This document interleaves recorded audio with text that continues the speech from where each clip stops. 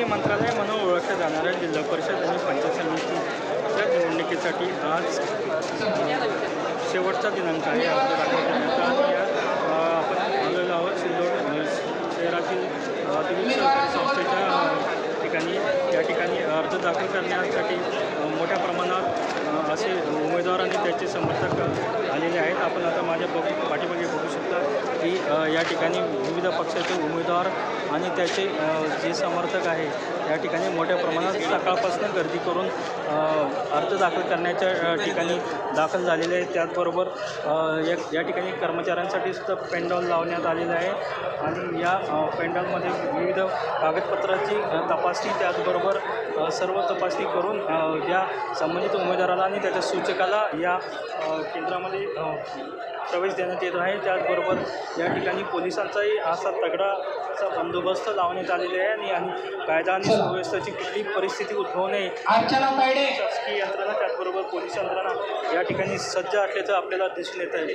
एकंदरीतच या ठिकाणी आजच्या शेवटच्या दिवशी मोठ्या प्रमाणात गर्दी जमा झाल्याचं आपल्याला दिसून येत आहे। लोकशाही मराठीसाठी अनिल साबळे सिल्लोड। लोकशाही मराठी ऐका, पहा, जागरूक रहा।